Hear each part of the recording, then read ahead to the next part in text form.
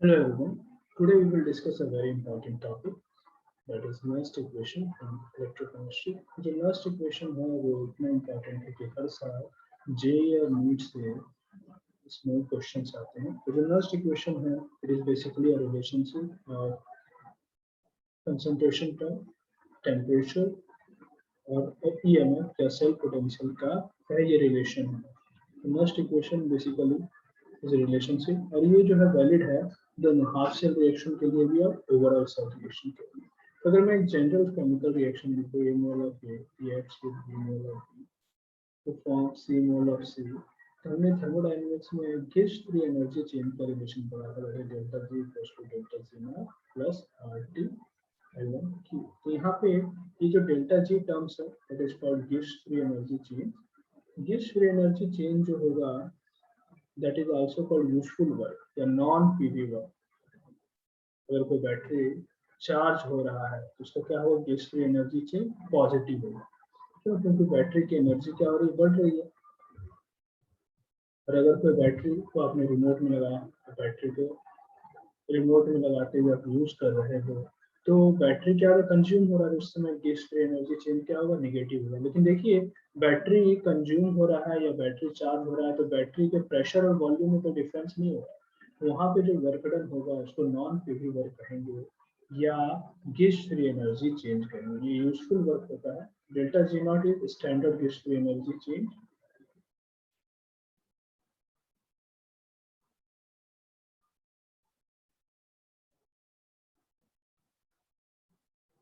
Next terminology बहुत familiar है R. R is nothing but universal gas constant. इसके बारे में हमने आइडियल गैस इक्वेशन में बहुत डिटेल में पढ़ा है. तो यहाँ पे जो R का वैल्यू हम यूज करेंगे that is 8.314 joule per mole पर value. Next we have is temperature. ये जो टेम्परेचर का टर्म है तो टेम्परेचर जहाँ पर भी आएगा हम टेम्परेचर को केल्विन में लेंगे. अगर टेम्परेचर डिग्री सेल्सियस में रहेगा तो उसको क्या करेंगे, केल्विन स्केल में चेंज कर देंगे. जैसे अगर 25 डिग्री सेल्सियस होगा तो 25 डिग्री सेल्सियस का मतलब क्या है कि वो केल्विन में हो जाएगा 25 plus 273 that is 298 kelvin. Next we have LN term that is logarithmic term. तो यहाँ पे जो Q है उसको कहते हैं reaction quotient. Q is reaction quotient. तो अपने इक्विलिब्रियम कांस्टेंट पढ़ा होगा. इक्विलिब्रियम कांस्टेंट कब होता है, जब कंसंट्रेशन या एक्टिविटी रिएक्टेंट और प्रोडक्ट का कांस्टेंट हो जाता है. फॉरवर्ड और बैकवर्ड रेट क्या है, सेम हो जाएगा. और अगर इक्विलिब्रियम स्टेट नहीं आया तो फिर क्या होगा, उस समय जो रिएक्शन कांस्टेंट को डिफाइन करेंगे वो रिएक्शन कोशेंट होगा. जैसे अगर मैं यहाँ पे Q को डिफाइन करूँ, मान लो ये जो रिएक्शन है ये अभी यूनि डायरेक्शन है, सिंपल एक ही डायरेक्शन में हो रहा है.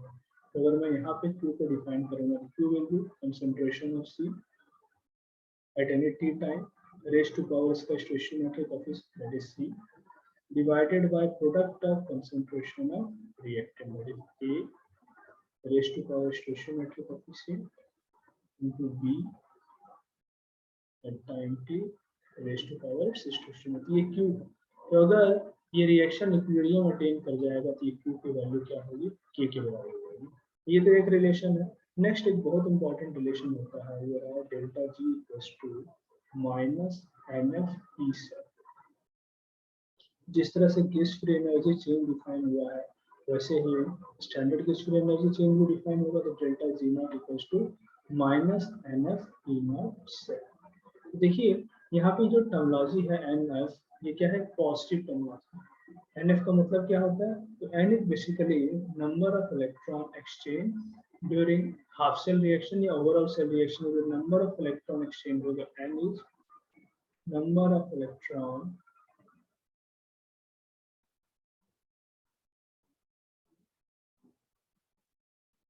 exchange. तो ऑक्सीडेशन या रिडक्शन में जो इलेक्ट्रॉन का लॉस या गेन हुआ वो n होगा. नेक्स्ट पे है that is basically Faraday. Yeah, it is charge of one mole of electron. The F is charge of one mole of electron. तो F जो है कांस्टेंट वैल्यू है. तो 1F जो होगा that is charge of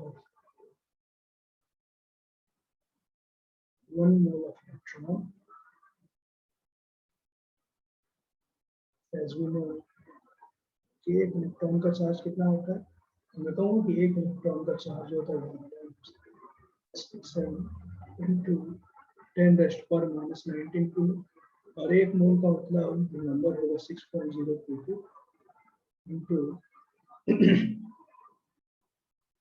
10⁻23। तो जब आप इनको मल्टीप्लाई करोगे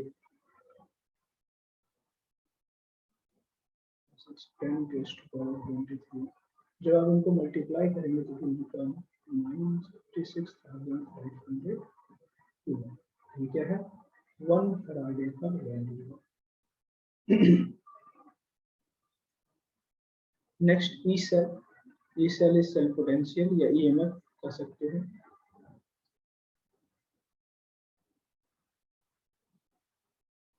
This is also called EMF, that is electromotive force.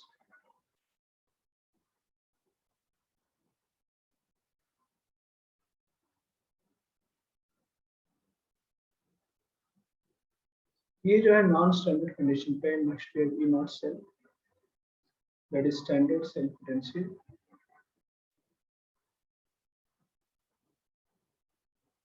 तभी जो हमने डेल्टा जी के एक्सप्रेशंस देखे थे उसमें हम क्या करेंगे कि ई सेल और ई नॉट सेल को सब्स्टिट्यूट कर देंगे। ठीक है, तो जब आप उसको सब्स्टिट्यूट करोगे तो एक बहुत ही इंपॉर्टेंट रिलेशनशिप आ जाएगा जिसको नोस्ट इक्वेशन हम कहेंगे। तो हमने ई सेल को रख दिया minus N F E cell, delta G not को रख दिया minus N F E not cell plus R T. यहाँ से जब N F cell minus N F cell से क्या कर दीजिए, रिएक्टेंट राइट हैंड साइड और लेफ्ट हैंड साइड को डिवाइड कर दीजिए। तो ई सेल जो होगा that will be E not cell minus R T upon N F and N Q. Very important expression of Nernst equation. ये जो expression है ये नर्स्ट इक्वेशन का बहुत ही इंपॉर्टेंट रिप्रेजेंटेशन है।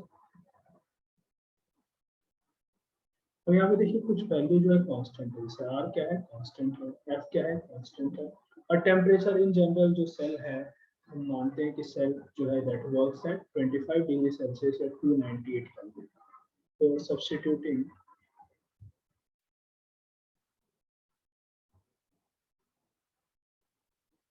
R equals to 8.314 joule Kelvin inverse mole inverse Faraday, that is 96500 coulomb, and temperature as we discussed that is 298 Kelvin. जब आप इन सारे पैरामीटर्स को रखोगे तो जो ऊपर का एक्सप्रेशन है वो फर्दर मैनिपुलेट हो करके एक बहुत इंपॉर्टेंट एक्सप्रेशन मिल जाएगा जिसको हम कैलकुलेशन के लिए यूज करते हैं।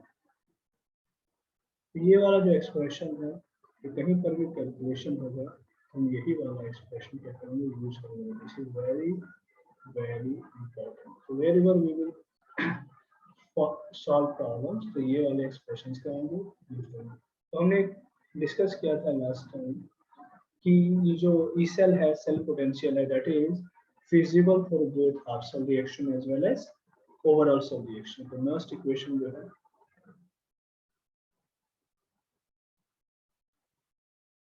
is valid for half cell reaction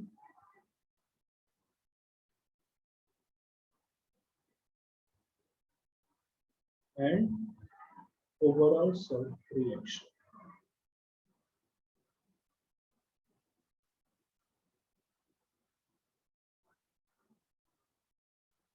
We will discuss a illustration. Simple, we have a galvanic cell where zinc, क्योंकि जिंक का ऑक्सीडेशन पोटेंशियल ज्यादा है तो जिंक क्या है ऑक्सीडाइज करेगा। We have next copper ion. Copper जो है उसका रिडक्शन पोटेंशियल ज्यादा है, कॉपर क्या होगा रिड्यूस होगा and zinc will oxidize to form Zn2 plus देखिए जिंक पे क्या हो रहा है, ऑक्सीडेशन हो रहा है। ऑक्सीडेशन का मतलब क्या, इंक्रीज इन ऑक्सीडेशन नंबर या लॉस ऑफ इलेक्ट्रॉन। और कॉपर पे क्या हो रहा है, तो कॉपर देखिए इलेक्ट्रॉन गेन कर रहा है या ऑक्सीडेशन नंबर में कमी हो रही है, तो कॉपर का रिडक्शन हो रहा है, जैसे reduction half cell. Reduction half cell कहाँ होता है, कैथोड पे होता है। रिडक्शन में क्या होगा, loss of electron, gain of electron होगा, sorry.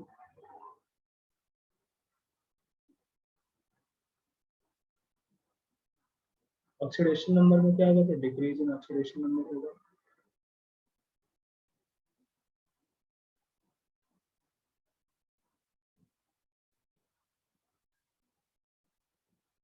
Next we have zinc Zn2+. This is called oxidation. Oxidation में क्या होगा, तो oxidation means loss of electron. Oxidation होता है कहाँ पे, तो ऑक्सीडेशन occurs एनोड। ऑक्सीडेशन में क्या होता है, there is increase in oxidation number, क्योंकि जैसे इलेक्ट्रॉन मूव करेगा तो पॉजिटिव चार्ज क्या होगा, बढ़ जाएगा।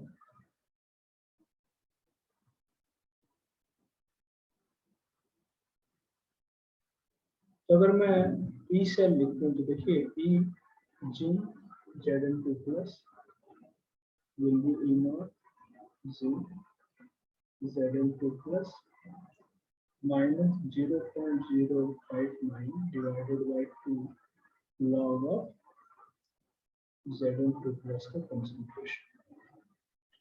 क्योंकि अगर आप एनोड पे रिएक्शन देखोगे तो देखो एनोड पे यही हो रहेगा, zinc solid undergoing oxidation to form Zn2+ plus 2 electron। जो सॉलिड है इसकी एक्टिविटी क्या होगी, एक्टिविटी 1 कहने का मतलब क्या है, इसका कोई सिग्निफिकेंट कंसंट्रेशन में चेंज नहीं होगा जब रिएक्शन प्रोसीड कर रही है। Similarly, we can write reaction at cathode. At cathode we have copper 2+ aqueous combining with 2 electron to form copper solid. तो अगर मैं फर्स्ट इक्वेशन लगाऊं, this one to remove,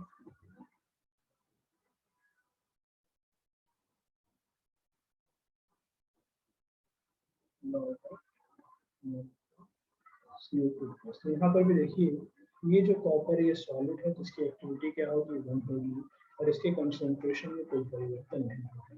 अब मैं ओवरऑल सेल रिएक्शन के लिए नेक्स्ट इक्वेशन लिखता हूँ।